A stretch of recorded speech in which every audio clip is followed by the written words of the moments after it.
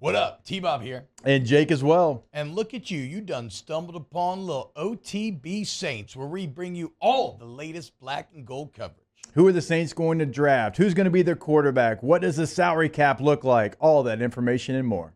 Hope you enjoy it. Like, subscribe. So I mentioned the New Orleans Saints before we get there. Well, I mentioned thoughts and prayers to all the fan bases who did nothing yesterday, because no NFL segment is complete without talking about the Cowboys. A fun fact from the Bleacher Report Gridiron Instagram: the last time the Cowboys signed a free agent for more than $6 million a year was 2015, and it was Greg Hardy. That's right. It has been a decade since the Cowboys have done anything in free agency. The salary cap in the interim decade has increased by $136 million. Now, on the Rome show, I said that I thought that Jerry was playing a bit of possum here. Yeah.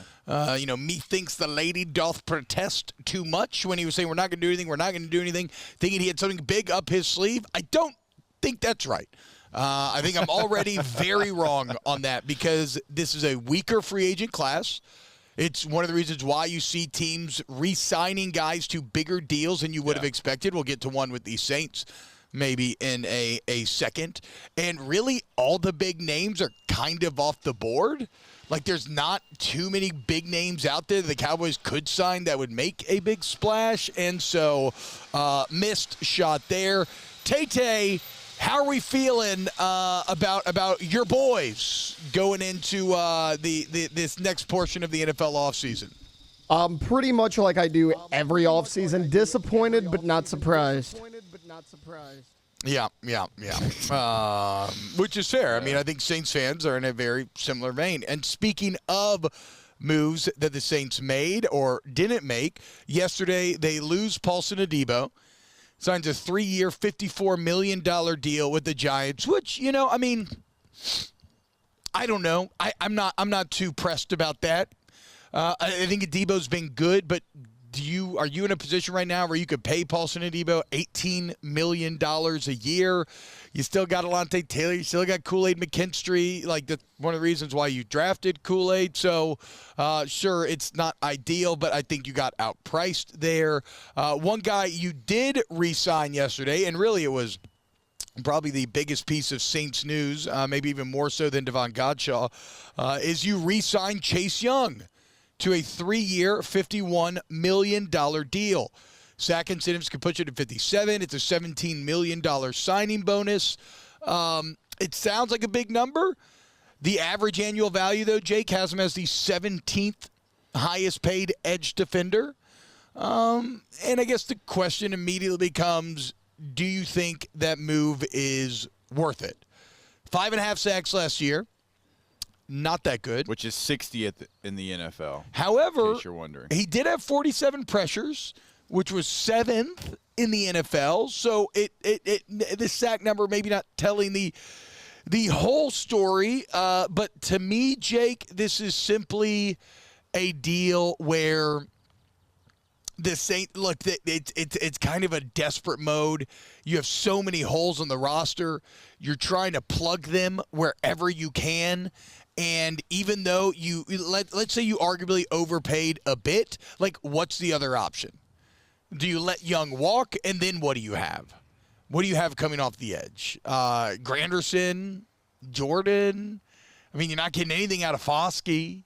So, like, you already need pass rushing help. I don't think that you can afford to let the guy who was 7th in the NFL in pressures out of the building. Now, I think obviously you're going to need more production. You need more of those pressures to get home next season. You hope that Brandon Staley can take advantage of that. Like Brandy said, almost doesn't count. Yeah, but again, but would you have let Young walk? Because then I feel like you're overall in a worse spot. All right, so I do think this is too much money for Chase Young, but I do understand what you're saying about where you're at, who you could have brought in because of where you're at, just with the resources you have available.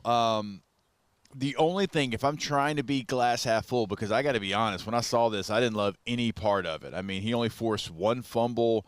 You mentioned the 5.5 sacks, only 21 solo tackles. So there's not a lot there to be overly excited about outside of the pressures. But in a Brandon Staley defense, you do have to have versatile defensive linemen. You have to be able to count on the front four getting home. Like, you have to. It is a part of what his defense is. He'll show pressure, but he's not going to bring pressure.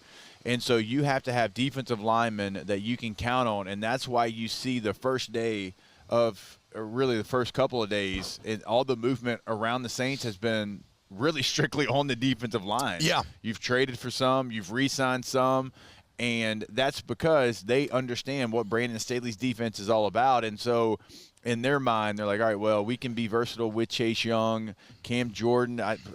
Depending on what happens, he can kick inside. We've seen him do that. And so they're just trying to stockpile all these defensive linemen that they feel like can do different things. But just know that if you're in that defense, you have to be Superman. You do. Like the front four of a Brandon Staley defensive line, or front three with two outside backers, it turns into a five-man front. They have to go above and beyond because you're not going to get pressure from other places. And it looks like they're trying to give Staley some of the pieces. Devon Godchaux, we talked about yesterday, kind of the centerpiece of a lot of these moves, giving you that kind of 3-4 nose. And again, Godchaux's always been an interesting 3-4 nose because he's not your like giant space eater a la Vince Wilfork, but honestly, it's something he's been doing since college. Even in that Dave Aranda system back in the day, he was an undersized guy they put there because he couldn't be blocked 1v1 with the center. So look, Kellen Moore, and granted, all of this speaks to the continued hamstringing of building this roster, thanks to cap management and all the mistakes and whatnot that Mickey Loomis and the crew have made up to this point, because you're having to do what you can, and so that's why you end up signing Chase Young. You bring in a guy like Godchaux, who is again not a world beater, but solid. It's an improvement there to a new defensive coordinator that's going to want that position to improve. I don't know that any of it. Here's the deal. Maybe it makes you slightly better, but how much is eventually the question. And a lot of that's just going to come down to, like, it just feels weird. It feels like this new staff is going to have to prove that the coaches were a lot of the problem last season, because they're going to have a lot, if not almost all, of the same pieces, and yet they're going to be expected to do more with said pieces. And so you look at, re-signing Nathan Shepard, Godchaux trade like we're talking about. Like, all these moves are kind of pointing to what we're talking about, building the defensive line because you need them. But also, like, what does this say about Brian Brzee? Yeah. And, like, how you view him in your future plans. You spent a first-round pick on him, right? I know it was the back end of the first round, but you still, like, you had a resource into him as a player. Do we feel like the new staff watched the tape and, look, they know who the player is? I mean, nobody in the league goes into a job where they don't know the players. They obviously know him. I'm sure they did a deep dive whenever he was coming out. It just kind of tells me that they don't love where he's at in his development. Yeah, I mean, I think that's fair to say. He's certainly someone that flashes, but is not good against the run, which is something he's going to be relied upon to improve vastly at. And while the pass rush gets him, sometimes he still could be better in that regard as well. Now, you could also say that, look, when Kellen Moore took the job, the thing that he talked about, and the thing that every coach does, it all starts up front. And look at the success we had with the Eagles. That was because the offensive and the defensive lines. And so this is a commitment to that theory. But again, the guys you have are not the guys that you had when you were in Philly, when you look at just the all-stars that they had all over that defensive front, all over that offensive front. And so maybe this, who knows, maybe this Timu O-line and D-line that the Saints are going to be putting on the field this fall maybe these coaches can get more out of them. But I think objectively, you look at yesterday, you look at teams like the Commanders who are out there celebrating, the Steelers who are out there celebrating. I mean, even the Rams making some interesting moves. Like you look all around, and other fan bases have things to cheer about and get better about. I think the Saints are firmly in the category of fan bases that kind of felt like they were just sitting on their hands yesterday, and not a lot of excitement to be gained. Yeah, and again, it's all kind of going to one position group, and so maybe they can branch out. And look, I know you re-signed one of your receivers, but that's not going to be a lead story either. But at least they're identifying like what they need within a new scheme, right? Because there's been times when they haven't done that. And Brian Brzezil, somebody that's like 23 years old, and he showed a lot of promise like early in the season, but finished the season 4 games, did not have a sack. So he had 7.5 in the first 13 games, and you're thinking he maybe turned that corner. But you're right about the run defense portion of it, but there's not going to be a signing that the Saints make that's going to be as exciting as what some of these other teams are doing. That's why you're in cap hell, and you can't make those moves. And so at least they are making moves to try to solidify some of the changes with the new coaches that they're bringing on. And it's really all they can do right now. Like if you're a Saints fan and you're wanting to get excited, you're probably going to have to wait, minus the probably, to the end of April in the NFL draft and hope that they don't screw that up. Yeah, which there's a lot of smoke around. Maybe the Saints going quarterback now in the draft. Well, whatever though. You could write stories about the Saints going anywhere in the draft. But yeah, April. Now, yeah, exactly. Like Jake said, your attention's kind of now firmly to April. Any potential excitement that could bring. For what this is worth, the Saints are now under the salary cap, as Carl Granderson, Cesar Ruiz, and Kalen Saunders all restructure their contracts. They have about $13 million in cap space. There could be some more moves made, but basically all of the kind of simple restructure, voidable deals, kick the can moves are now in the barn. Like those moves are done, and they are under the cap for whatever that is worth, which is unfortunately kind of not much.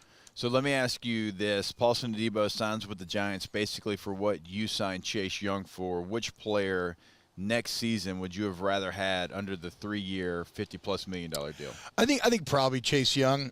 I think D-line means more to this team because, again, you still have resources in those other areas. Like, okay, you lose Adebo, but you still have Alontae Taylor. You still have Kool-Aid McKinstry. Traded up for Kool-Aid, yeah. You lose Chase Young, and who do you have left? There is no one that he's playing ahead of that you feel good about playing. Like, even if you think that Chase Young underperformed, who do you feel is on that roster there that would perform as well as Chase Young? Yeah, exactly. Right, exactly. A first and second rounder? The backups are not made the same in that regard. We laugh so we don't cry. Yeah, basically. Wow, just amazing black and gold takes right there, Jake. I don't think I've ever heard any takes that are better than the two guys that just gave you that take. And you can keep getting them by going ahead and liking, subscribing, ringing the bell to get notifications when we post. Have a great day. We'll see you on the next OTB Saints.